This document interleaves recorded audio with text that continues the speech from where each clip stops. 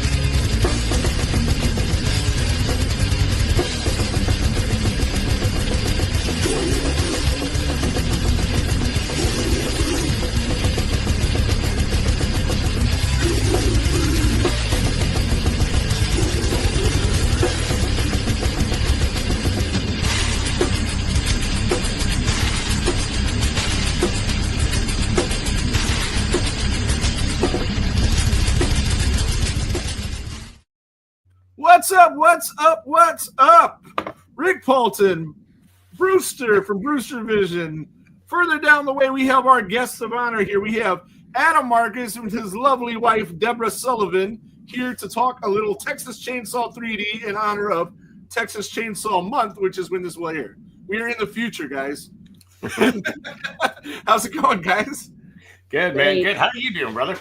I am fantastic, man. Doing great. Couldn't be better.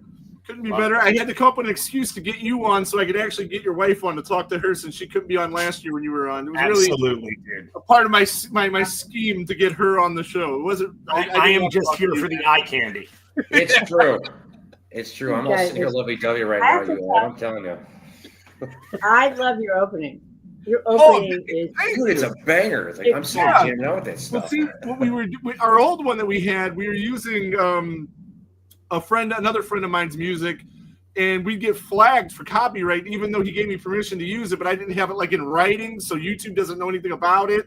So like the 32 cents that we get, we had to share with that guy, and we want to keep all of our 32 cents. Yeah. So that's actually Ryan, my Jason Goes to Hell hating co-host that is not here with us tonight, but that's actually dude. You threw him under the bus so hard just now. You're going to win a prize for that one. Oh yeah, it's all good. He knows. Oh, I know. I already know. What do I know? So we're not. Yeah, this is a celebration. We don't want him involved. But yeah, that's his band. And then my friend Tiki, who collaborates with the show sometimes, he did the editing on the video. And then I actually got a new logo that's above Adam's head there. It's a cleaner version. I got an artist. My son did the first one based on my direction. Like I was like, I want some enchiladas in the theme of Friday 13th 5. Totally. And it was cool and all, but the file he sent me couldn't go on a T-shirt because it was too small or something. So when you blew it up, it looked bad. Yeah. So I was like, well, since I got to get it redone anyway, I might as well get it modernized and better. And I just love the way the guy did that. That's Up the Dead Designs. He did a real good job, and he's really reasonable. Yeah, it's really good. Yeah. All right. So we are going to be doing a couple shows next month, which is this month, because if you're watching this is now, not then. And we are going to be talking some Texas Chainsaw Massacre. And you guys are the writers of Texas Chainsaw 3D. I have notes and questions. We are. Yeah. Guilty as charged. Right. So let's see. Did you guys grow up? Would grow up be appropriate? Were you guys fans of the franchise growing up? Oh, fuck yeah. Yeah, dude. Yeah. Yeah, such fans. That's why we, at the beginning of ours, clip right onto the back of the original. Oh, and in my opinion, I think this is one of the greatest sequels of all time. I know, and we'll get into it, that everything wrong with this movie was shit that they messed your guys' work up. Yes. Had they not did that, yep, I wouldn't be everyone I think would be saying that this is one of the greatest sequels ever. The decisions that were made were like, what the hell? It's crazy, dude. It's crazy. Because it was such perfect. There's stuff in that movie that just simply does not make any fucking sense, like at all. Yeah. And one of the things, when Deb and I get hired, and look, this is part of the problem with the beast of making movies is that, everybody wants to claim ownership over a project as you're going into production. Once the movie comes out, You get to, success has a million fathers, failure is an orphan. That's what ends up happening once it's over. Here's the thing. We were brought in as experts in this genre. That this is our genre. We love this genre. This is what we love doing. We're also people who have, Deb and I have written in several other genres and had success in those genres as well. And so when you get brought in, you hope they're bringing you in for your expertise, right? Which they kind of are. But every time you say, well, no, in these movies, this doesn't happen. Or, the fans aren't going to get that because the continuity is this. And their response almost always is, oh, well, they're idiots. They don't know what they like. Yeah, I know. They think we're big stupids. I mean, I am, but I'm open to admit that I'm a fucking moron. And Rick will tell you. I'm open about it because you got to own it. You know what I mean? Right. But I bet the one area where you're not a moron is these movies. Right. I know a thing or two. and they gave it once in this genre. It's like you would think they would pay them some respect. Right. Yeah, and especially like with horror fans. I mean, we know the guy that played Michael Myers' hands in a movie. That's right. Like behind me, like there's like 25 Jason Funko Pops from 20-something different people that played Jason in movies. Like science. Like, yeah, most people don't even know most of those people even exist, Yeah. Like Ellen Luder, she was the feet walking across. Like, who knows that? Look, like that guy who goes around saying third Jason, and Kane Hodder is like not happy. Yeah, that's a sketchy one. I got it up there, but I'm a little worried about that. Not happy. Yeah, don't get Kane talking about that shit. Oh. When I met him in Allentown with you, and I mentioned it to him, he was like, I don't think that's a thing, buddy. And now since then, it's come out from other people too. So who knows? Oh no, he's not happy. He's not happy. Well, if I can segue here for a second, it makes you wonder. They bring you on for your expertise, even though we're morons and all that stuff. Sure. It's like they're trying to ruin these movies on purpose. Yeah. Well, no, they're not trying to ruin them. They're trying to take ownership. They all have these ideas, and they want to look. For example, the scene in Texas Chainsaw 3D, and I know we're getting ahead of ourselves, but whatever. The scene in 3D where there is a smartphone used. Okay? Yes. Not one person on that set, I guarantee you, not one person said to the director, to John Lucenhop, who was the one who got his girlfriend to write that scene. Okay. To write that scene. When they came up with that idea, they're like, oh, this is so cool. Okay, so a cop will have a smartphone. No one ever said, guys, it's 1993 in the movie. Smartphones aren't invented for another 14 years. You can't, not one person said it. And if they did, the response was, oh, kids love smartphones. We're putting the smartphone in. They won't notice. If you would have retconned it to make 74 take place in 84, 85, 90. Absolutely. It might make sense, but in the beginning of the movie, we see it's 1974. They're driving a 1973 Charger police car, or whatever it is. Yeah. I mean, and Alexandra is in college. Like she's actively at art school at the beginning of the movie. So is she a 45-year-old in art school? Exactly. She got held back a lot. I mean, we can't judge her on that one. Right. A lot. Right. So we got the digitized grass over the gravestones, which were obviously shot to say 74 originally. Yeah. And then somebody later goes, oh man, they can't be 74 because we have a fucking smartphone. But by the way, but this is the thing. What happens to writers, right, is that we're always the one that are thrown under the bus, because who the fuck cares about writers? Like, you ask most people who wrote this, they have no fucking idea. They don't know unless the director wrote it. They don't know. Mm-hmm. And so the problem is that we are the easiest thrown under the bus, right? We're also the people that if they would rely on what we're able to do. Look, for example, I'll give you a perfect example. Have you guys ever read the script for Jason X? No, I've only To be honest, I've only partially read one script, and it was the Nightmare on Elm Street '84 script. Mm-hmm. I'm actually trying to develop a script. I got this idea, blah blah blah.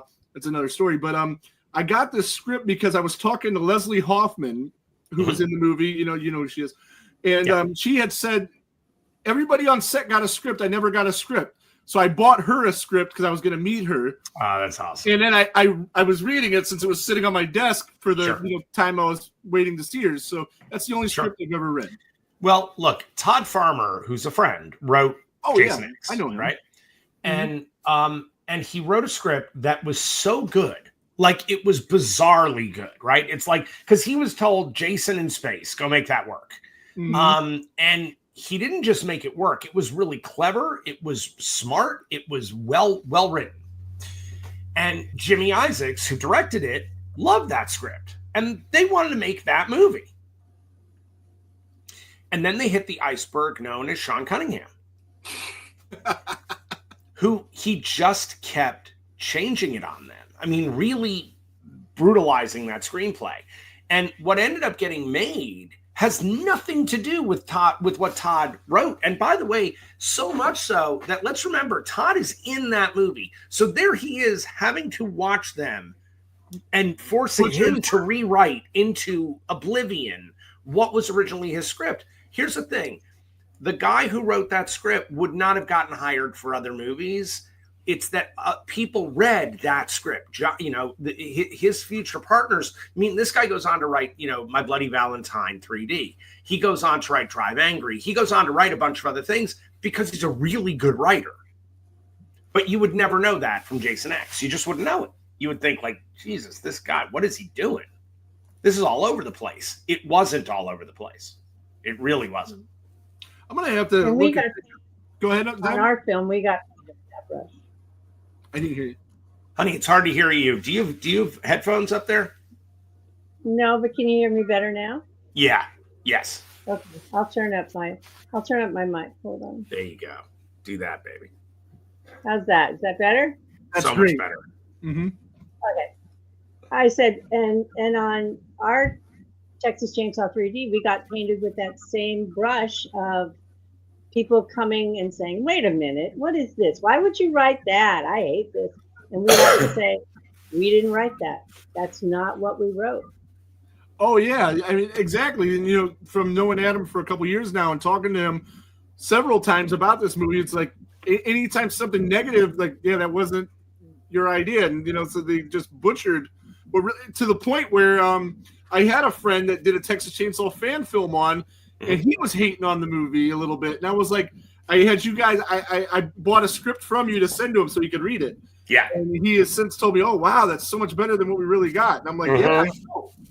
It's like all the things that were right with this movie. And then just the things that the choices that they made, just why?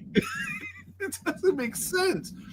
But, so we had great things in the movie. Like we had the Gunnar Hansen making an appearance. And, the bringing back the old characters. I mean, we couldn't bring back the original Drayton Sawyer, whose name escapes me, but they brought Bill Moseley, who Texas Chainsaw 2, Chop Top. Yeah, Chop Top. I mean, they brought him back as Drayton's character, which was cool. And I believe John Dugan reprised his role as Grandpa. Yep, sure did. Which was a record for longest time in between two characters until Nick Castle broke it. Yep. What were you going to say? The crazy thing is that Bill Moseley was actually up against Debra and I originally to write the script. Oh, wow. Shit.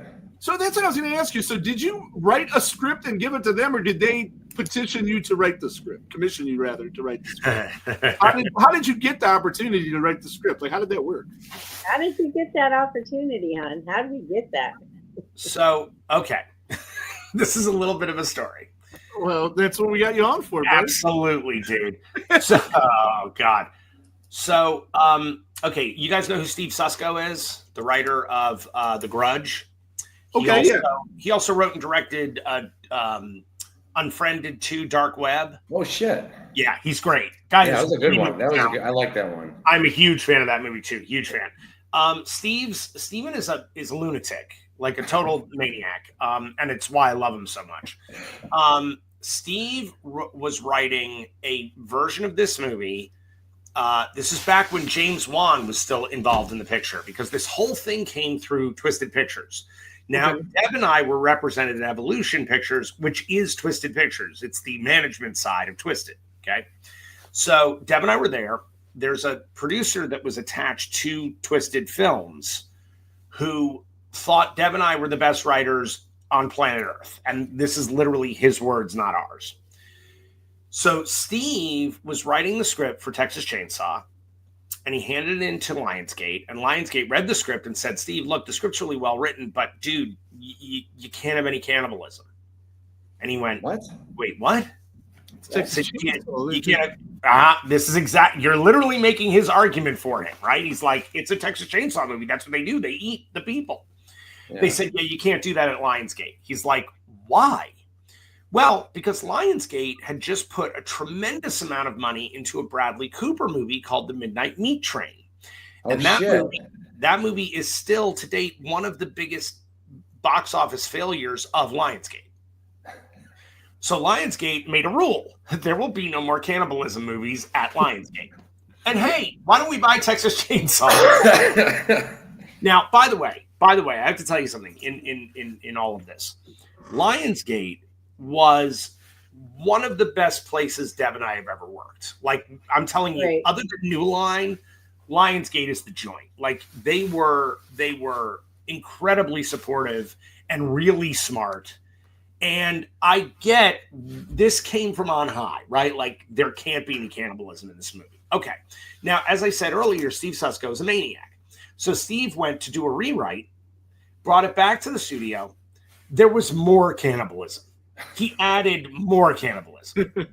Okay. So they fired him. Next thing you know, this producer at Twisted comes to Deb and I and says, hey, Steve Susko got fired. We're not even allowed to show you the script. We're throwing it out. We're starting over. Do you guys have an idea for what this movie should be? And we were like, okay, we can come up with something. He says, great, come to my house. We went to his house up in the Hollywood Hills and pitch me a movie. Okay. So Deb and I go up there. We had two pitches. The first pitch was the opening as you know it, starting the same way that the movie starts. Yeah. With the siege at the house, all of that, but starting with the 74 film and separating the layers so it would be 3D, right? Mm-hmm. Then the baby is taken. Okay. We cut to 20 years later. That baby is now this incredibly hot girl at the Chicago Art Institute, right? And she's an artist, but her stuff is really dark and weird and ugly. She's got a boyfriend. The boyfriend is very well off, very rich parents, all the rest. He convinces her and a bunch of their friends to go down to Mexico, right? Where his parents have a house in Nuevo Laredo. And so they're going to go down for like spring break and just have this week out in Mexico. Okay. They decide they're going to do this. When they get there, what we find out is that her boyfriend is a scumbag and that he's running drugs up through Mexico and muling them back into Chicago. Okay. That's what he's there for. Well, the cartel realizes that this guy is very fucking wealthy and his parents are rich, and it makes much more sense for them to kidnap him and his friends and put them up for ransom, which happens a lot in this area. And suddenly this kid, the girl, all the friends are up for ransom. They're kidnapped in Mexico by this cartel. Now, we had a thing that everybody in the Sawyer family was branded at birth. Yeah, actually, there was an accidental branding in this one. Yeah. Well, we had it as though they were branded, right? That was our thing, okay? So there was branding, and when the news comes up over the telex at the police station, one of the Sawyers, who's always in the police station, right?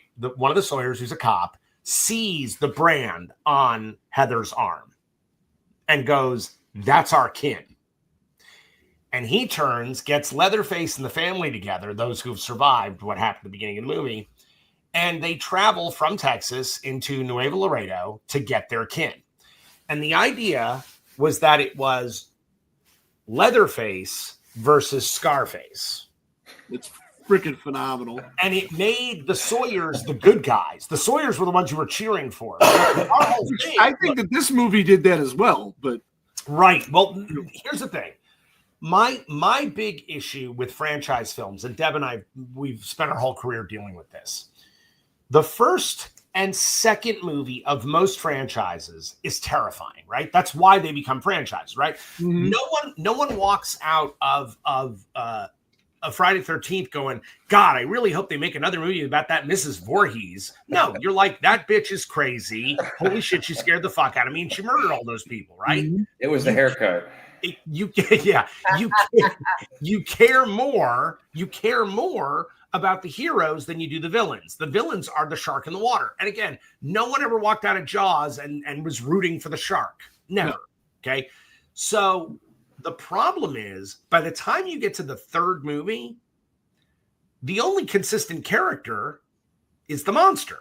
Mm-hmm. So now the fans are kind of morphing into fans of the monster, not the heroes. Well, if you're a fan of the monster, you're not scared anymore. You're just waiting for it to chew up the next victim. Yeah. So the studio starts to write the victims dumber and dumber because they don't want people to be too upset when these people get killed, right? Because that'll be upsetting for them. So they make them morons so that the monster can just cut through them over and over again, and it becomes a roller coaster ride. It's no longer a horror movie. It's simply a roller coaster ride. So our whole take was, okay, everybody's going to be cheering for Leatherface. Nobody's cheering for the heroes anymore. They're cheering for Leatherface. So how do we take Leatherface and make him a folk hero? How do we make him the misunderstood monster? And for us, it was, we wanted to kind of create sort of Frankenstein's monster, right? That the family has this thing on a leash, right? It's Freak on a leash. And they set him loose to fucking destroy whatever's in his path. Mm-hmm. And in this case, it's about saving this girl who's been taken by this disgusting group of people who are ransoming her. And we want them dead. So now it's like, great, the Sawyers are going to kill the bad guys. And the Sawyers are going to become this sort of cult status of, kind of anti-heroes, right? Okay. And we also had a wonderful backstory for why he was the way he was. Yeah. We had a whole background on Leatherface. We also had a background on the Sawyers themselves. And this was actually in our script that we ultimately wrote, which we'll get to in a second, which is devastating. They didn't shoot this stuff, and it's really dumb that they didn't. Here's what happened. We had that pitch, and then the other pitch, and the producer was like, yeah, it's great. We're not going to make that movie. Okay. It makes sense. I mean, they had a good reason, right? Yeah. Like, whatever. We don't want the really interesting movie. We want the same old. It's like, okay, cool. Got it. Yeah. Got it. I understand that. And that's fine. That's fine. Look, I made Jason Goes to Hell. I know what it's like when you try to change things up and people fucking tear your pieces. So I'm like, cool. We'll do something else. By the way, I don't think anybody would have been upset with Leatherface becoming the hero of the movie. I think people would have fucking loved it. But we said, okay, the other version of this is this. And we still wanted to make him the anti-hero because it was, we now see the Sawyers get fucking destroyed, but they're not destroyed just by the cops. In fact, the cops aren't the ones who killed them at all. Mm-hmm. It's the townspeople. And again, going back to the Frankenstein analogy, it was like, we want everybody with torches to burn them alive, right? We're going to set them on fire. This is killing the monster. And one of my favorite moments in our script that, again, they didn't shoot it the right way, this was actually the shot that got us the job ultimately. There was a moment where you see the baby suckling on its mother's breast. Mm-hmm. And this is during the siege, like during the whole firefight, right? And as we pull up from the breast, we go down the arm and we see the woman who's nursing the baby holding a gun, and she fires and shoots someone's head off. Oh, that's okay? So literally that's the one shot, right? It's like baby suckling on a breast to pop you in the head with a fucking bullet. Okay. Right. And I was like, okay, nothing says the Sawyers more than that shot, right? Absolutely. That tells me family is everything. We will do whatever it takes for family, and the rest of you are meat. Okay. So we pitched that movie, and the whole thing was that Leatherface has been hiding all these years and slowly been killing off all of the people who came after his family. And there's this huge photograph with big X's in the faces of all of these characters. Oh, that's awesome. Who were there for a picture holding up dead bodies and stuff at the actual burning of the Sawyers, which was the front page of the newspaper, right? Mm-hmm. Okay.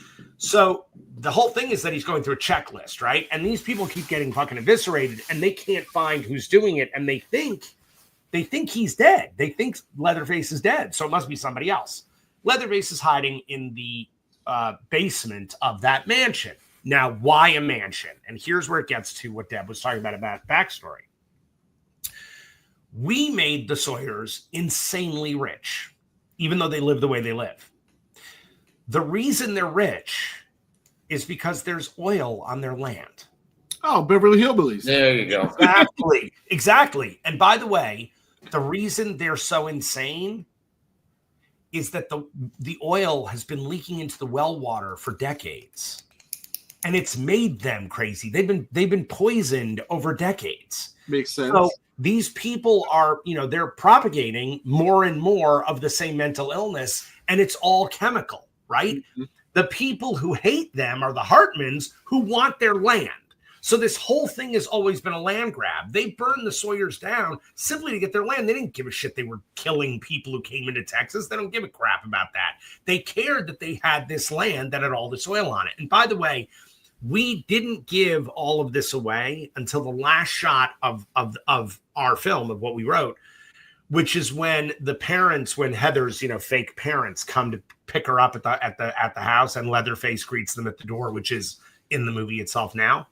But the last moment of it was the sound of the chainsaw, the parents screaming, and then the camera was supposed to come up off the porch where you see Leatherface coming after them, come up the porch and over the house.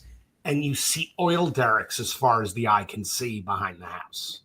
Nice. And you suddenly go, oh my God, they're oil billionaires. That's how this all fucking started. Okay. So that was why the bad guy, the mayor would want their land and everything. It makes much more sense. Right? Yeah. Right. Here's the thing. This was the movie we pitched. The guy, the producer, flipped out over this movie. I fucking love it. This is the movie we're going to make. We're like, great. He says, can you guys write up like a 2-page version of this? We're like, sure, no problem. We write up the 2 pages. A week later, we find out that this guy had submitted the 2 pages to Lionsgate, but didn't tell them we wrote it. Oh. And then Lionsgate said, Carl, great pitch. We're going to send it to a bunch of writers. And then you got them. Now this guy is like, uh-oh, I lied, told them this was my pitch. Now I'm going to get screwed. So now Lionsgate sends us our 2 pages and says, can you guys come up with a story and pitch this? That's amazing. They also send it to 17 other writing teams, including Bill Moseley. Oh, Jesus Christ. Debra and I, so now we're like, wait a minute, we have to pitch our own pitch? Like, this is our pitch. What? Okay. And they needed it immediately. They need it right away, right? They're going to do the pitches over 2 weeks, right? It's 2 weeks of pitching. So this was the compensation this producer gave. He said, look, I'm going to have you guys come in last. You'll be the last people to pitch. We're like, oh boy. So the president of our company, of our management company, a guy named Mark Berg, he calls us at home and he says, look, I know what went down here. I got to protect both sides of this fence, right? Mm-hmm. So here's what we're going to do. I'm going to tell you that we are under the gun. We've only got about 4 months to get a script done so we can be in production, because otherwise we're going to have $1 million payment for these rights if we don't have a movie going. Oh, yeah. So we don't want to pay the $1 million. So here's what I need you to do. Whoever writes a treatment, a long-form treatment for this movie and walks in the door with a treatment, and maybe, let's say, a few pages from the screenplay, maybe the first scene or something from the screenplay, I will guarantee you that person's going to win this job. So we're like, wait, okay. So what you're saying is in 2 weeks, we need to write a full treatment for a feature film and the first scene of the movie. He's like, I'm just saying whoever does that is going to win this job. We're like, motherfucker. So Deb and I batten down the hatches. We literally do not leave our home for 2 weeks, except for classes that I got to teach. And we write constantly. We walk in the last day, and it's Bill Moseley before us, then us, and then there were 2 people who are going to come after us, which was Marcus Dunstan and Patrick Melton. Okay, so we go in. Bill Moseley leaves, and I'm like, "Oh, hey, Bill, fucking hey, you're awesome, love you, dude." And we walk in, and this producer turns to us and says, "Yeah, Bill didn't. It's not good. You're good. You're good." I'm like, "Okay." So we sit down across from all these executives from Lionsgate and the head of our management company who told us all this shit to do, and this other producer, right, the unscrupulous producer, and we pitch our movie. Right. We pitch a movie. Like it's every scene of the film. Nothing is left out. And then at the end of and everybody is standing there like, oh shit. It's like a 30-minute pitch. And then we say, and listen, here's a treatment. And we start handing them a written treatment. And they were like, what the fuck is this? And then we're like, and listen, we know you guys are under a crunch. And we were kind of excited about this. Like we got so into it that we wrote the first 11 pages of the movie, and we start handing out the screenplay. And there's one guy from Lionsgate who did not want us. He wanted somebody else. Like he was on someone else's team. Yeah. And you literally saw the guy's face go, oh, fuck. Like it was like, this is the nail in the coffin of whoever he wanted to bring in. Okay. We do all this. Now here's what's amazing. Marcus, who's a friend, Marcus Dunstan's a great guy. And honestly, here's the crazy thing. Marcus Dunstan was at USC when I came to USC to show Jason Goes to Hell because my cinematographer, Bill Dill, was the head of the cinematography department. Marcus and Patrick were front row center in the class that I came in to lecture at. I was 25. And I'm the one who I gave this speech about like, fuck what anybody says about horror movies. If that's your genre, if that's what you want to do, fuck all the haters. You do you. Horror is awesome. It's the thing that's kept the studios alive since the beginning of filmmaking.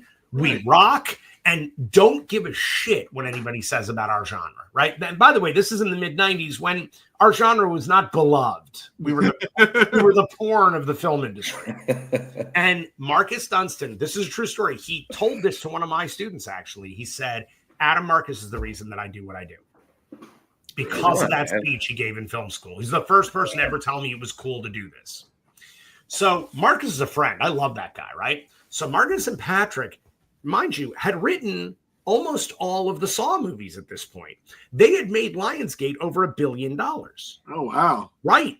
And they were going, wait a minute, we're auditioning for this job? Like, why aren't you just giving us this script? Why do we have to pitch?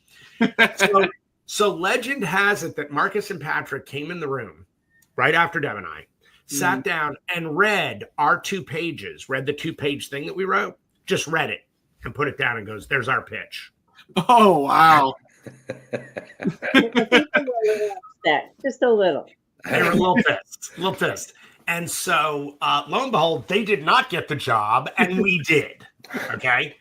But guys, great. Remember, the what? Huh? I'm going to do an aside.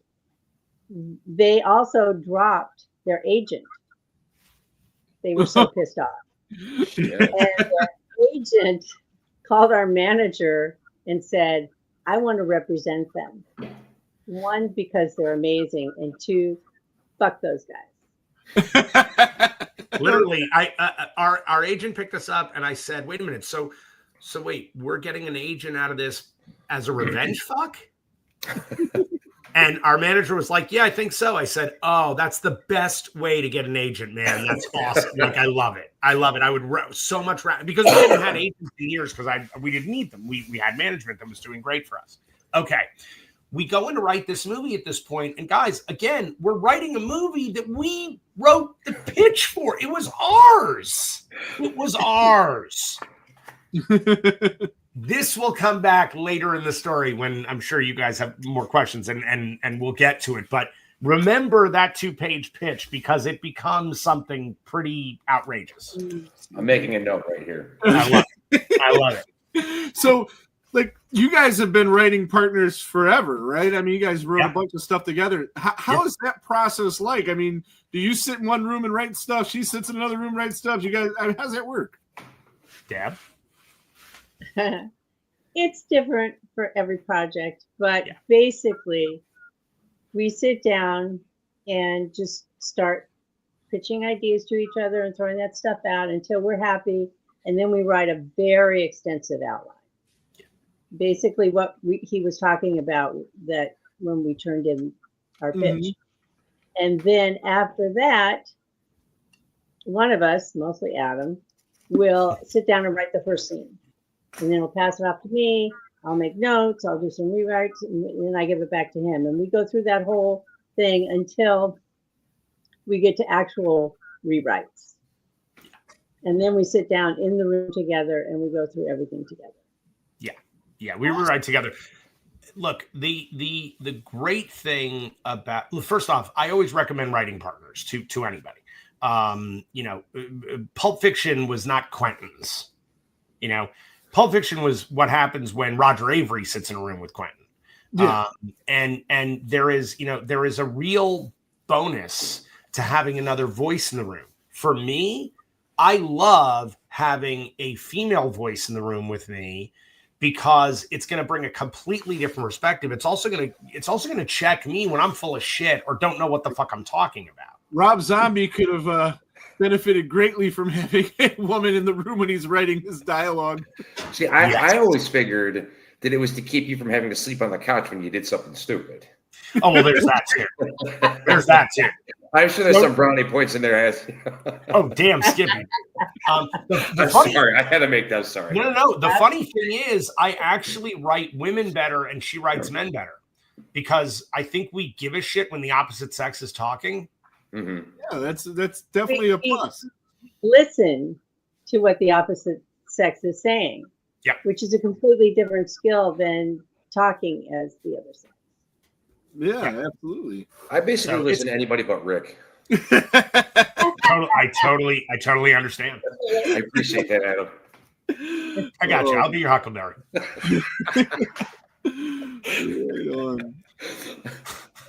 So, Bruce, you got a question? I do actually. So, I mean, a small one, but going back to taking the cannibalism out of the movies. Yeah. So, essentially, are they going to make a vegan version of Cannibal Holocaust? I would hope so. That sounds delightful. Look, I don't know. I'm just curious. I don't know if they would still have that policy. I mean, I think that was simply because Midnight Meat Train had just happened and they were still wincing from it. So I kind of get why they had this very. Do you think that movie maybe bombed because it sucked and not because of cannibalism? I don't know. I got to tell you, I think the thinking was, and again, no one ever wants to blame either a bad movie or a miscalculation, but they had Bradley Cooper, who was exploding at that point. They had Clive Barker's name on the movie because it's Clive Barker's story. One of the books. They had Vinnie Jones, and people were definitely into Vinnie Jones. He was a guy that you paid a lot of money to show up for a movie at that point. So you had a lot of the elements that studios rely on to tell them that we should spend money on this. This is a sure thing. And it's a horror movie. And look, the great thing about Lionsgate is that they are a house that was built by horror. I mean, when they talk about, New Line, New Line was the house that Freddie built. Well, Lionsgate, it's just like brick by brick horror movie. It really is. Mm-hmm. And they do care about genre and they do support the genre. And very few studios really do. Well, they were the ones that had the balls to pick up House of 1,000 Corpses. Yes, they did. That earned yes, they did back in the day because they basically we're going to pick it up. Yeah. They were, look, we look right now at A24 and Neon, which are both terrific companies and they're doing really cool stuff. But that's the way people used to look at Lionsgate or New Line. It's like, here are the bad kids trying to make a name for themselves. Here's the thing that happens that's always the thing that sucks. And it will happen to A24. I think it's already starting to happen. eventually these places become big because they make a lot of money and they get really excited about staying big instead of staying true. Rick, there's a studio we were just talking about that kind of did that, isn't there? What is that? Wasn't there a studio we were just talking about that with Crank? Ooh, I don't remember. I think it's Blumhouse. Oh, Blumhouse. Oh, yeah. I don't know. I don't have a problem with Blumhouse like everybody else. I don't have a problem, but I think they've gone what Adam's saying. Their movies are kind of just. I go in, it's an hour and a half of my day. I usually have fun watching the movie. Do I forget it the next day? Yeah, probably. But there's no more Truth or Dares or Happy Death Days or Freakies or fun stuff like that. That just is a weird premise. Right. You know? Right. Or let's be honest, even the original Paranormal Activity was daring and it cost nothing to make that movie. Nothing. Right. And suddenly they're a juggernaut. And I got to tell you, I find it so. Look, I think what happened with Blumhouse is that they made some PG-13 horror movies that made a shit ton of money. Yeah. And they went, well, let's keep doing this instead of, look, it's great to do a couple of those movies a year. Great. Two of our movies a year are going to be those movies. Yeah. But the rest of them, let's keep doing, the crazy shit. Let's really have, teeth in this game. And I'm telling you, then they all go, they see a movie like Terrifier 2, break all these records, and then Terrifier 3 becomes a juggernaut, and they all go, how do we not see that?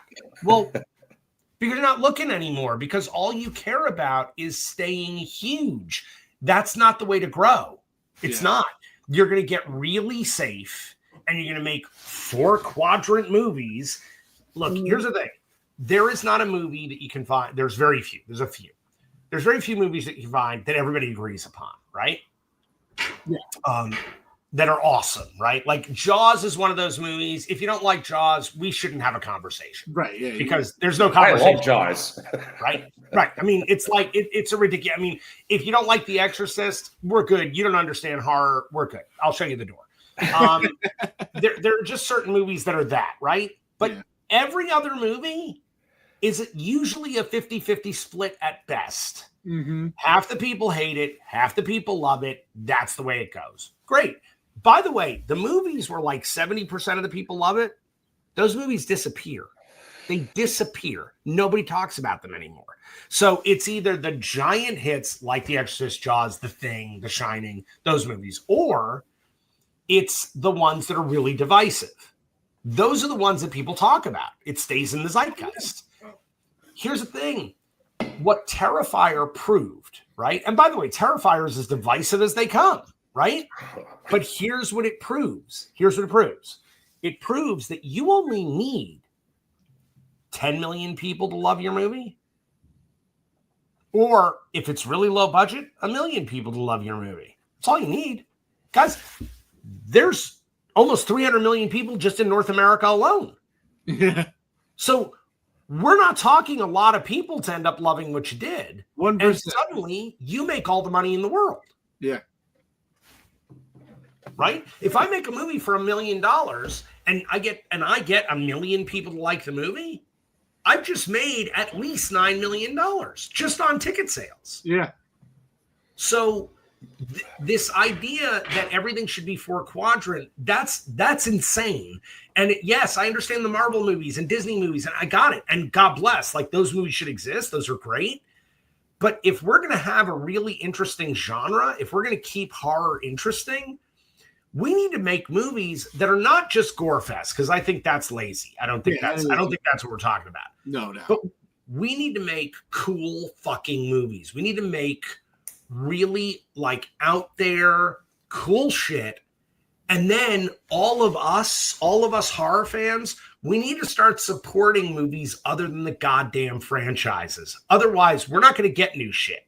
We're not. No doubt. Well, I go and I'm in the theater we'll see anything times a week. If there's a new horror movie, like I went to see that Skill House yesterday, which is a month ago now.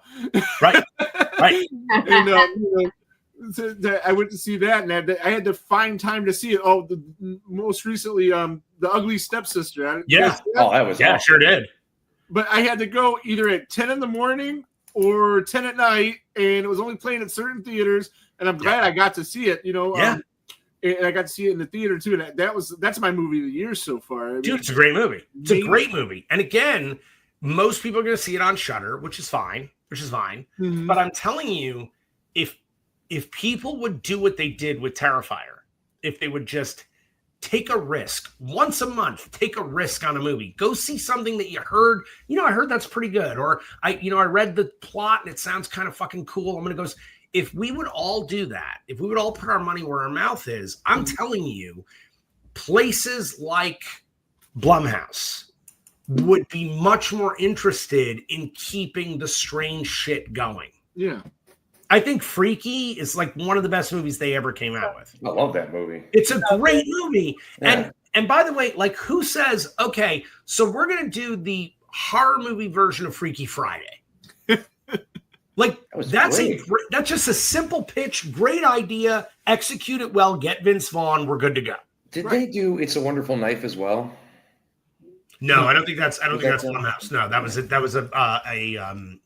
indie releaser. The premise just seemed very Blumhouse related. Yes. Do a slasher take on It's a Wonderful Life without absolutely, not turning it into the Me one, which I also love because I'm weird. But I think the reasons you're mentioning about like Terrifier and stuff like that, I think that's why directors like Cronenberg don't get the credit they deserve.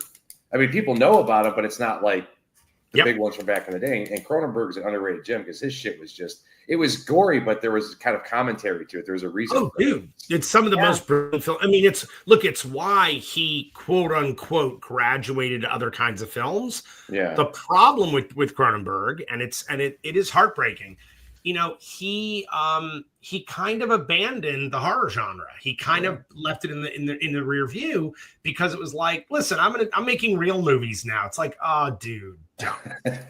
Right? I remember John Carpenter being really pissed off at Cronenberg, really pissed, because they were at some dinner and Cronenberg wouldn't come and talk to John and Wes Craven like he wouldn't have anything to do with them. Ouch. Yeah. By the way, Cronenberg now the two biggest horror directors in history. But now Cronenberg is all over horror again. Like he's jumping right back in. He just came out a new movie recently, and I couldn't see it. Yeah, did you see it? I just watched it, but I watched it. Pretty good, or it's a mixed bag. It's a mixed bag. Look, here's the thing: I would rather watch Cronenberg hit a ground double than most people hit a home run, because his ground double is going to be so much more interesting. To your point, Brewster, is that it's like there's a genius there, right? That you go, okay, this guy has so much to say. Yeah. He's saying in our genre, but I defy anybody to walk out of Videodrome and tell me what that fucking movie's about. Yeah. That's such a great one, though. It's incredible. I've seen it 30 times. I love that movie. I still don't know what the fuck it's about. everybody talks about, the big franchises. They're what keeps the theaters open, but that's not necessarily true. Horror fans want to do a theater. They want to see it and have that shared experience. Yep. So they're keeping theaters open just as much as any other. Yeah. Yeah, because even like these small horror movies, like the ones we were discussing, like there's people there all the time. Yeah, like there's people like me that just go to every horror movie. Like if I hear it's bad, like Skill House, I heard it was bad, I still went. Yeah. Oh, there was some stinkers I've seen, but I was like, "Why are you going to see it?" I'm like, "It's horror related. I gotta go. I gotta check it out. I gotta see it for myself." By the way, there's a movie, and it's not in our genre specifically, but it is a movie that I think horror fans will totally fucking dig. There's a movie that came out at the beginning of the year, Lionsgate, called Freaky Tales. Yes. Pedro Pascal. That's a good one. Now that for me, that is my favorite movie here so far. I fucking love that. That's a good one. Dude, it is so batshit nuts. Yeah. And again, like I feel like we desperately need new voices that have something to fucking say. And Rick, for you, it's ostensibly it's a 4-chapter movie that works on pretty much the same concept as Pulp Fiction as far as the brokenness of it, right? But everything kind of connects. But here's what's crazy: all 4 films are in different genres. Yep, and they're all in the same world. Rick, you got to check it out. It's so good, dude. Pedro Pascal and Ben Mendelsohn are in it. They had like one weekend showing where I'm at. I had, so I had to catch it quickly. It was a late showing too. Luckily, it was a Friday, but I dug it because it's going with that '80s retro nostalgia thing they're pushing. My feet are cemented in the '80s. That's where I grew up. Anything that comes out with there, I'm like, my mom used to yell at me when I was a little kid because I'd sit there in front of the TV staring at Dee Snider's Twisted Sister, Yeah, hell yeah. When MTV still played videos. Yeah. Back in the day, yes. Yeah. Right on. Alrighty then. I'm in my 40s, man. Come on. Well, Bruiser, you got another question? Yeah, you told me to wait for this one to give the full story about the Secret Santa scene. If it's awesome. A couple of Christmas horror movies a second ago. Let's talk about your movie for a second, Secret Santa. Love it. Thanks, guys. So what was the question about it? Oh, the head giving head, essentially, or I don't know how else to word it. Was that inspired by High Tension or and Reanimator? And it really wasn't. By the way, Reanimator.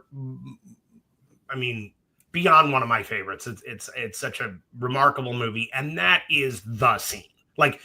That's the scene that everybody told everybody about in school that next week to get people to see the movie. And I'm telling you, there's not one person, male or female, that I told about that scene who didn't go to see that movie. Like, they all went. Everybody went. I was like, she gets head from a head. It's so... How old were you when you seen that for the first time? God, I don't know. I mean, I was a young teenager. Like, I was a kid. Teenager, yeah. And I saw it in the theater the week it opened. I was too young, I think. And funny enough, I will tell you one thing before we get to the Secret Santa head thing. I just wrote an article and did a piece of artwork for a book series in France that I have become an associate editor of. And I'm literally just doing art and my writings for my 25th book with them. I've done 25 books in the last year. Hell yeah. It is crazy, dude. I'm exhausted. But it's artwork and then essays for each one of these, and they're called Art de Cinema. And they're actually going to be doing one on Jason Goes to Hell, which is going to come. It's going to coincide with the release in October of the Blu-ray of Hearts of Darkness, The Making of the Final Friday. And it's going to be the first book that we publish in French and in English. So it'll be available in the States, which is really exciting. But yeah, I actually just was Deb and I were just hanging out with Barbara Crampton just a couple of weeks ago. So I drew a moment from that actual scene. It's just one of the best. It's one of the best ever done. Follow Adam on socials. You can see the guy's a freaking amazing artist. Dude. Thanks, man. Thank you. That's very sweet. You're on Facebook and Instagram and everything? Oh, yeah. All right, I'll give you a follow once this is all over with. Please do, brother. Absolutely. Hit me up. We can tag you. Every day he posts a sketch that he made and a little story about said sketch and just sick stuff. Thanks, dude. I'm all for it, man. Sick shit's my forte. I'm going to check this out. So here's how the head giving head happened in Secret Santa. So when we were creating the movie, the situation was this. Our partner had told us that he had just been to AFM, which is the American Film Market in Santa Monica, and people were literally out of horror. Like, they needed horror movies. Like, all these distributors were looking for horror movies and nobody had anything. So our buddy said, look, we need a horror movie. We need it fast. What can we do for no money? Like, what can we produce for nothing? And they weren't lying when they said no money for Seriously. And so we looked at our library. We're like, all right, let me take a look. And there was nothing that fit the bill. Well, there was this actor that Deb and I had been working with for many years, a woman named Pat Destro, who had this incredible house up in Big Bear, California, right off Big Bear Lake. They had a boat, the whole bit. And she foolishly had said to me at one point, hey, if you ever want to use the house as a location, you can have it. Ooh, bad move. This is the dumbest thing you can say to a filmmaker. Like, there's nothing stupider. So, yes, please. Right. So I said to our partner, I said, I got an idea, but let me see if we can pull it off. So I call up this woman, Pat Destro. I said, hey, remember when you said I could have your house? She said, yeah. I said, I need it. I said, and I need you because I got a part for you that I want to write. She was like, absolutely, I'm in, done. I said, great. I said, can you check the other two houses on the left and right of your house Those are houses that get rented all the time. The rentals, she goes, uh-huh. I said, can you see if I can rent those for the first 2 weeks of January? She's like, no problem, I'll check. I said, great. Once you check that out, can you go to all your neighbors, everybody in the neighborhood, and ask that they please not take down their Christmas decorations until Martin Luther King Day? Mm-hmm. She calls him back an hour later. What time of year is this that you're making this phone call? Oh, I'm doing this. This was actually Halloween Day. This was October 31st, 2015. And so she calls me back about 20 minutes later. She's like, you got both houses and they're going to give me a discount on the 2 houses. I said, great. And all the neighbors said they'd love to keep up their decorations. It lets them be lazy over the holidays. I said, awesome. So I know that I've got my location. I've got where I'm going to house everybody. And I've set decorated the world of the movie. I'm done. Now I just have to write a movie that makes sense to it, right? So I said to Deb, I said, hon, listen, I've got an idea.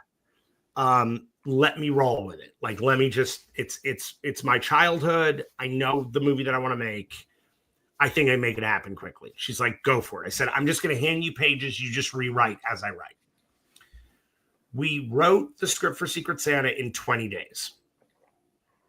So by October 20th, script was done.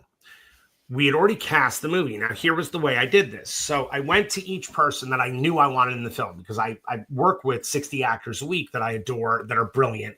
And this has become the Skeleton Crew troupe, right? So they're in all of my movies. Mm-hmm. So I needed 13 people that were principals in the house for the movie, but I also had several other characters that I cast immediately. So I go to each person and I say, hey, are you available for these 2 weeks? They said, yeah. I mean, each person was like, okay, I'll clear my deck. One guy says to me, dude, I can give you like the first week, but then I got I got a work thing and then I can come back. I said, perfect. I'll kill you first. Done. Like, done. Got it. Because I knew I was going to have to shoot in sequence because I didn't have the money to clean shit up. Mm-hmm. So we couldn't double anything. So we just got to let everything get bloodier and bloodier and bloodier and just let that happen. Okay. I go to this guy, Michael Rady. Now, Michael has an incredible fucking career. This guy is, he's been top of show on 5 different television series. He was Custis in the Sisterhood of the Traveling Pants movies. This guy has made Kevin Costner movies. Like, he's done really well. Yeah. This guy is one of my group. He's one of my actors. But I went to him knowing full well this guy's dance card is usually pretty full. And I said, hey, Michael, listen, I got a horror movie that I want to make. You have any interest? He goes, you're making a horror movie? I said, yeah. He says, oh, I'm in. I said, well, don't you want to read a script first? He's like, fuck no. You're making a horror movie. I'm in. Done. Sold. I said, okay, I'm going to take yes for an answer. He said, one question I have is that how am I going to die? And I said, I don't want to give it away just yet, but I do know how you're going to die. The reason I knew is that Michael Rady resembles my brother Kip when Kip was in his 20s, like nobody's business. And I was like, well, I still have Kip's head in a box in my garage from Jason Goes to Hell, and it's in perfect shape. Like, it's for those that may not know, Kip was the police officer in Jason Goes to Hell. He was Officer Randy Parker. And by the way, this is also a thing. In every single movie I've made, there is somebody named Parker, because my favorite director in the history of movies is Alan Parker. Okay. So you will find Parker. You will also find Watership Down is referenced in every single movie that I've made. There's like little Easter eggs of all of these things that are my inspirations, and they're in all the films. So anyway, I've got this head in a box. Now, I called Bob Kurtzman when I was writing the project, and I said, listen, we had just finished the script, right? And Deb had just finished our rewrite, and we were all good. And I called Bob Kurtzman, and I say, hey, listen, I have never made up a movie that affects a movie without you. I don't plan to now, but I totally understand if you don't want to do it. He says, well, why? I said, because I have no money. He says, oh, Adam, everybody says they have no money. I said, no, you're not getting it. I have no money. Zero money. No money, like a $2-3 million budget. I'm talking about zero. Bro. I have no money. I'm in my couch cushions. He says, exactly. Fuck. He's like, oh, fuck. All right, send me the script. So I sent him the script. 90 minutes later, he calls me back. He goes, I'm in. I have to do this movie. I was like, I kind of thought you'd feel that way. He's like, it's fucking amazing. I was like, great. Love that you love it. Again, there's no money. He says, I got it. He says, but Adam, how are we going to pull off this severed head thing, dude? We don't have the money for that at all. Like, I can't just pull that out of my ass. I said, Bob, I want you to worry about every other effect in the movie. Do not worry about the head. He's like, oh, come on, don't bring me some mannequin head. I said, no. I said, just trust me on this. I've got the head covered. I didn't want to tell him. I didn't want to tell him what I was going to do. He's like, all right, I'm going to rely on you. I got it. I'm bringing everything else. I said, great. When we got to Big Bear, he's got like all of these fucking, bloody things, bodies, heads, all this stuff all over the place. But really like the way he can do it under no money, right? I walk in, I'm holding a box. I hand it to him. I said, here's a solution for the head. He's like, okay. He opens it up. We were in Big Bear, California. People in Los Angeles could hear him laughing when he opened up that box. And he was like, it's in perfect shape. I said, of course it's in perfect shape. I'm going to keep it in great shape. He's like, oh my God. It was one of his favorite kills he'd ever done, was the kill on Kip. And so he made that head. That was his head. So it was like, it was, 25 years later, and he's holding the same fucking prop in his hands. And the jaw moved. I mean, it's like it's the full change-o head, like when when the demon comes out of Kip's throat. And I said, so the mouth opens real well. He's like, yeah. I said, I know. I know what I'm going to do to that head. The best part was when my brother Kip came to Dublin Horrorthon to see the movie. He flew out to Dublin to see Deb and I and to see the movie when it played there. And the look on his face when he suddenly realized, oh, fuck, that's my head. Oh, what did you do with Adam? What the fuck? It was amazing. It was amazing. That's the best. I've got this timestamp down, Rick. Nate sold it like, oh my God, nobody else did. I think he was really enjoying it. He sold it. Really was. He actually, it's one of the only lines that we did not write in the script. It's one of the only lines that was made up during filming. Yeah, but he's the one who said, oh, it's not gay if he's dead. And I got to get you the Blu-ray. I got the Blu-ray, and there's a whole behind-the-scenes documentary on the film. It's a full feature. It's a feature-like doc on the disc. Yeah, really good. And they show a couple different takes of that and different things he's just making up on the fly. The guy's hilarious. He's pretty brilliant. He's a pretty brilliant dude. And by the way, it's not gay if he's dead actually trended as a hashtag in England when the movie opened. I'm going to try and get that started again. I'm going to write that down right now. I'll just throw it in a random spot. Not gay if he's dead. That's right. Let's see how long the Zuckbots get me on that one. Right on. All righty then. So, did you have something you wanted to follow up on that, Brewster? Or? No, that's the one I want to hear. I got the timestamp so we'll make little promos after these episodes are done, kind of like in case you missed it or tune in to find out. And I think I found mine for this one. So right on. So when you guys went to see the final film, like what was that experience like? They're going back to Texas Chainsaw. Sure. Yeah. Please, Deb. There is a whole big long story about how the Writers Guild, they require that the writer gets a chance to see it before it's finished so that you can give notes and a bunch of other stuff. They did none of that. Oh, wow. And we were told that we were writing a $20 million film. It turned out that to an $8 million film. So that's why so much of our really great stuff just got cut out. Our characters were different. They were people you cared about so that when they died, you had a feeling. They weren't just place cards for, oh, here's this teenager, here's this, So anyway, we go and Lionsgate sets up a screening for us. We're the only two people there. Complete theater empty, just us. Well, just us. We sat there and watched. I said the theater's empty. At least no one would be talking during it. True that. That's except us. We were talking to each other. We were talking a lot. And we just it was like the essence of our film was there, but they just chopped it up so badly and threw in stuff that made no sense. And we just kind of walked out disheartened. But I got to tell you, here's what was nuts about it. So, okay, when it came time to the credit on the movie, which happened before we got to see the film. So we haven't even seen the movie. We don't know what's there. We don't know what they've changed. The producer, the one we talked about earlier, him and the director wanted writing credit on the movie. And we were like, wait, what? Like, you're not writers. What are you talking about?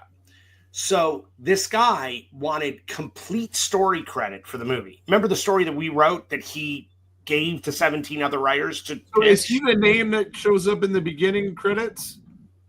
Yeah, he's one of them. Your two names and then another name written by. Oh, no, that's not what happened. So what happened was the producer wanted him to get credit on the story and the screenplay. Mm-hmm. Wanted to give Deb and I credit on the screenplay, but not the story, and wanted to give John Lucenhop's girlfriend and the director credit on the screenplay. And I was like, what the fuck is going on, guys? Like, what movie did you make? Okay. The Writers Guild comes to us and says, he's petitioning to have this done. We're like, but how can he do that? He didn't write anything. Like, what is happening? So the Writers Guild said, look, before we even go to arbitration. So arbitration is when the Writers Guild decides who's going to get credit on a screenplay, because there are going to be 15 writers on a script and one person did most of it and nobody else changed enough to get credit. So that one person's going to get the credit, right? This happens on almost every studio film. Mm-hmm. So we knew we were going to go to arbitration, but they're saying you have to have a trial before arbitration, because these are non-union people who are saying they wrote on the script. And we're like, they did not write on the script. This is a lie. Okay. Mm-hmm. Cut to, we are at the Writers Guild. And you guys know who Peter Atkins is? The writer? No.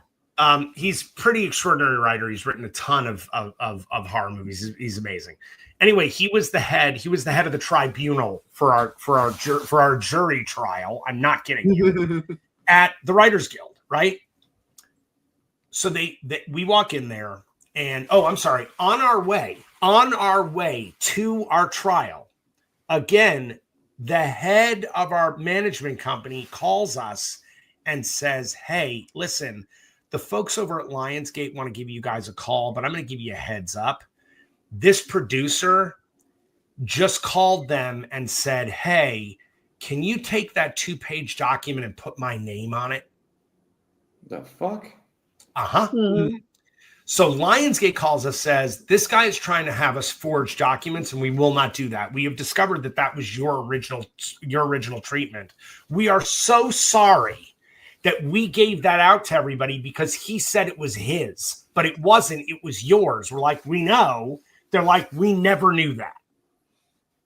So he tried to get them to retroactively take that 2-page document that Deb and I wrote and put his name on that fucking document as though he had written it. But they sent us a copy of the document with the date stamp that they received it from us, which was earlier than when this person gave it to them. So we walk into the Writers Guild and we're armed with all this. And what's great is we sit down and the Writers Guild, this whole group of people says to us, look, we just want you to know this is your home, not theirs. You're Writers Guild writers. We have your back. So give us your evidence. And then they took our testimony. We had to be escorted out of the building because this guy was going to be coming in and was so violent about us by this point that they were afraid for our safety from this guy. Jesus Christ. Yeah, and this is a big dude. Often wants to be, that's insane. By the way, this guy goes up to give his testimony and they literally put the pages in front of him and say, Lionsgate has informed us that you asked them to forge this document. This guy goes nuts, starts throwing things. He has to be escorted out of the building by security. Temper tantrums. Okay. That's crazy. So this is the level of crazy we're dealing with these guys, right? They finally show Deb and I the movie. And here's the thing, guys, look, in our screenplay, there was no hitchhiker. There was no hitchhiker. The Scott Eastwood character was a different character. Okay. The reason there was no hitchhiker is that in the 90s, no one picked up hitchhikers anymore. Right. Well, like, that's so stupid. Kids don't do that. Like, they didn't do that in the 90s. They were smarter by then, right? Yeah, I they get that, but the Texas Chainsaw Massacre. I think this might be the lead. Yeah, they see Texas Chainsaw Massacre. They don't want to pick I figured they saw something about Mary and didn't want to hear about 7-minute abs. That's true, too. That's true, too. But even if they did pick up a hitchhiker, they sure as hell would not leave him alone in a mansion. And that's what I thought today as I rewatched. Like, with all of this stuff, burgers. I like. There's 5 of them or 4 of them. One of them would have stayed back with them. Right. Exactly. We also didn't write her best friend to be fucking her boyfriend. What the fuck? Made no sense. Wasn't and like, why? So nobody is likable except Alexandra Daddario's character. No one else in this movie is likable, right? The other thing, because Deb and I had written a $20 million movie, and this producer was such a lunatic that Lionsgate ended up throwing him out as well and saying, listen, we're not going to produce the movie. We'll distribute the movie, but you find the money elsewhere. He lost his funding with Lionsgate. So he had to go get funding elsewhere. He can only get $8 million. So that's why it was an $8 million movie. Well, guess what?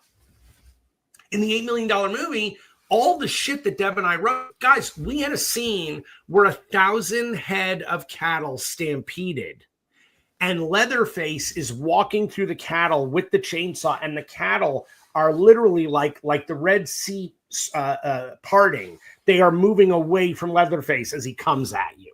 And I was like, that's the poster of the fucking movie, guys. Like, the poster is all these. And by the way, all of this in 3D. Like, we wrote this insane 3D movie. Dude, remember when Trey Songz gets killed and it's like the van rolls over and he gets a piece of glass in his neck? I'm like, oh my God, what a fucking boring, dumbass death for a horror movie. What the fuck? I said, is the movie about killer glass? I mean, what are we doing? Our death in that sequence. So the van rolls over, and now the van is on its side, right? Mm-hmm. So the Trey Songz character is leaning against what would be the top of the van, right? The roof. And Alexandra is sitting across from him on what would be the floor, right? And they hear the chainsaw outside. They hear it like starting up. They can't tell where it's coming from. They're all looking around, and suddenly, and the chainsaw comes through his chest through the roof of the car. Okay. Oh, yeah. And so it does this, and Alexander is like across from it, and he grabs the saw like this, like instinctively, and his fingers launch off into her face. It was a 3D because they were in 3D. Exactly. Yes. So imagine Trey Songz' fingers hitting you would in do the that. face. You would do instinctively. You just oh. Yep. You're not gonna think there's a chainsaw. Yeah. That's much better. So, but by the way, that's one death of 40 deaths we wrote in the movie. By the way, that fucking lame. Oh God, so lame, so cheaply made. Smartphone scene. The scene in the script was that Leatherface had lost his chainsaw because he throws it at her at the carnival, right? And that carnival scene was much bigger. So he throws the chainsaw. He doesn't have a chainsaw anymore. So guess what? He doesn't go back home. He goes to a hardware store, which is on the town square across from the police station. There were groceries earlier. Right. So he goes into the hardware store to get a fucking new chainsaw, right? And while he's there, the alarm goes off at the hardware store. The cops know, holy fuck, that's him. They send in 4 guys in riot gear and tactical gear to fucking take down Leatherface.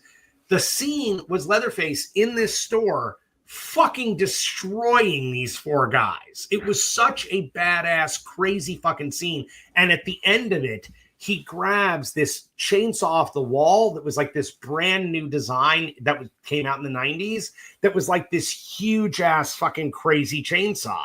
And it was like this great moment of like, he is now complete again. Like he gets his arm back, you know? Yeah. None of that shit's in the movie. None of it. And your least favorite line, do your thing. You did not write that. There's two that are just super cringeworthy. There's that one, and the girl that's never been to Texas. Yep. Saying "Welcome to Texas." Welcome to Texas, motherfucker. Been in Texas his whole life. It's again, these are things. Look, writers spend a lot of time, most of our time, trying to make everything make airtight sense, because we know the questions that fans would ask, because they're the questions that we would ask as an audience. Mm-hmm. So you spend a ton of your time trying to make sure that your movie is so complete, is so impervious to those kinds of questions. And these guys who don't give a shit about horror movies, they're literally just tourists in our genre because they want to make a fast buck. They don't give a shit. They don't care. So they just take your shit and they turn it into whatever the fuck they feel like, so that they can sit there in the audience with their girlfriend and go, "Oh, that scene, I wrote that line. Do your thing, cuz that's mine." I wouldn't brag. But even for all its faults, I mean, honestly, this is 74 is obviously my favorite Texas Chainsaw movie. Yeah. The second one's probably second, but this is probably third. I absolutely love it. I love the way you felt for Leatherface. That came across. That's ours. That is ours. Yep. And like you just flip the whole script on everything. And I mean, the minor things that, like, when you're watching the movie and you're enjoying the movie, you don't think about it as much, but you do notice it later. And like, especially the smartphone, those couple lines that we talked about. These are things that just didn't need to be there. There's no reason for them to be there. It didn't help anything at all. And by the way, look, we're shitting on the movie only because we know what the movie could have been. Like, we love what we had originally, designed for the movie. Here's the thing. The movie's great. Like, it's really fun. It's absolutely a Texas Chainsaw movie. I think it is better than most of the sequels.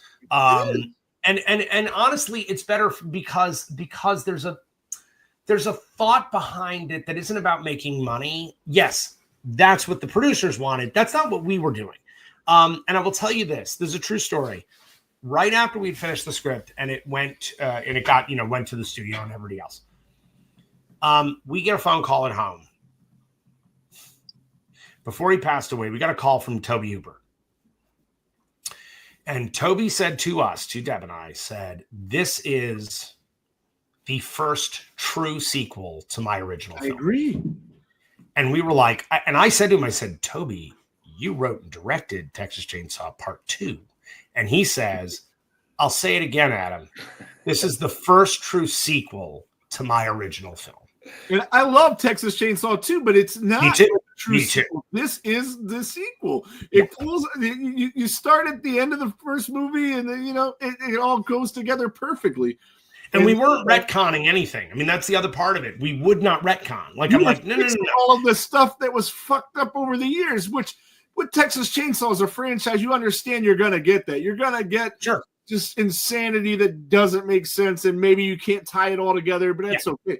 That's like, I mean, it's no Halloween, but right? It's Halloween does it like way more, but it is on that level a little bit. Yeah.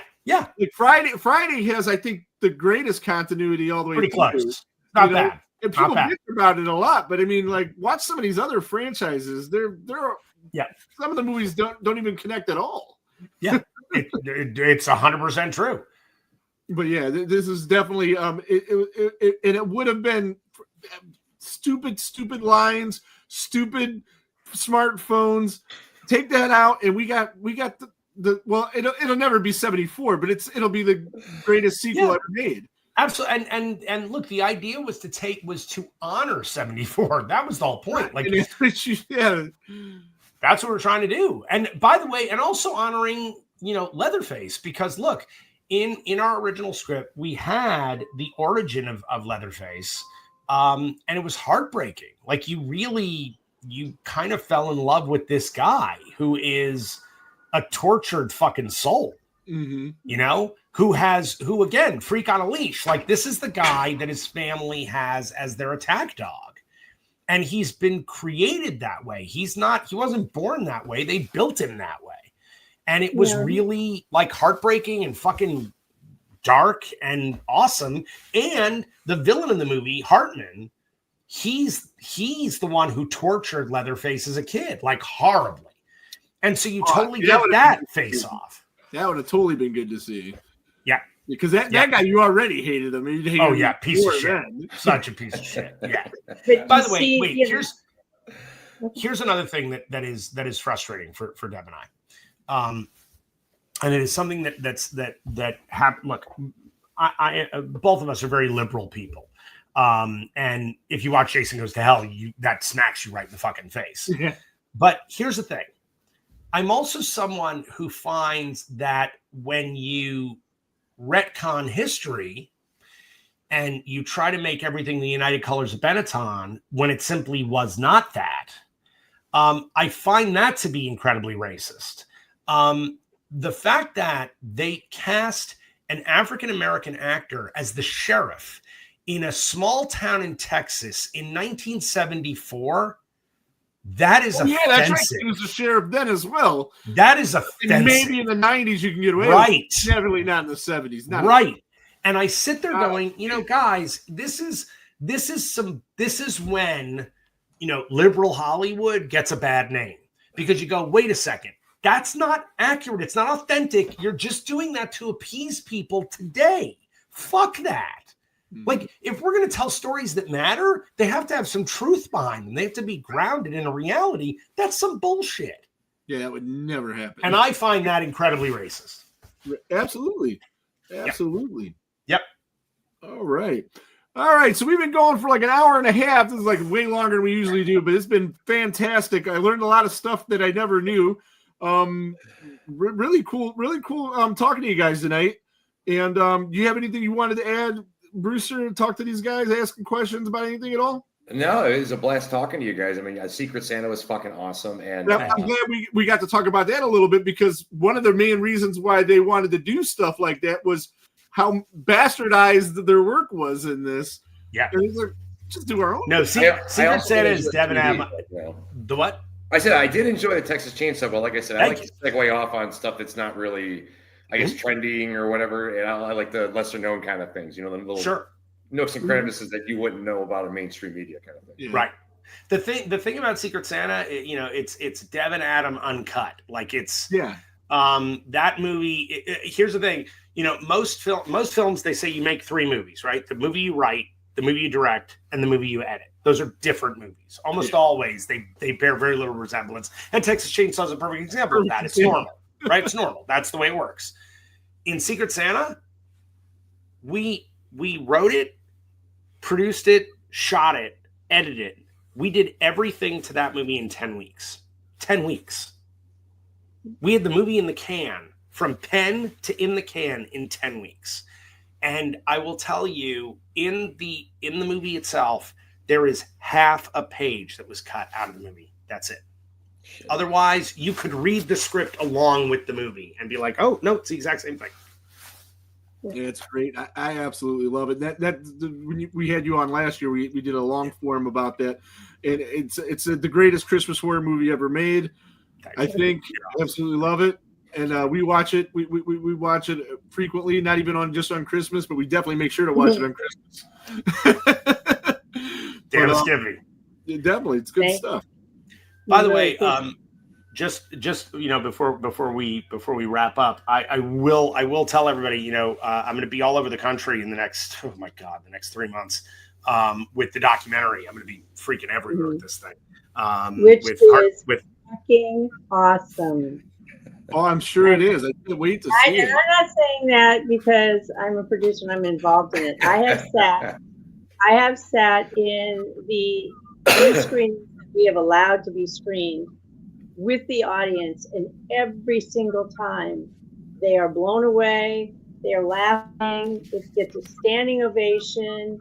When this finally comes out, you guys are going to be blown away. The director for that's Michael Felsher. Yeah. Any 4K special edition you've damn near ever watched, he's done some stuff on. Yeah, that's what he does. He's really good at what he does, and he's really awesome guy.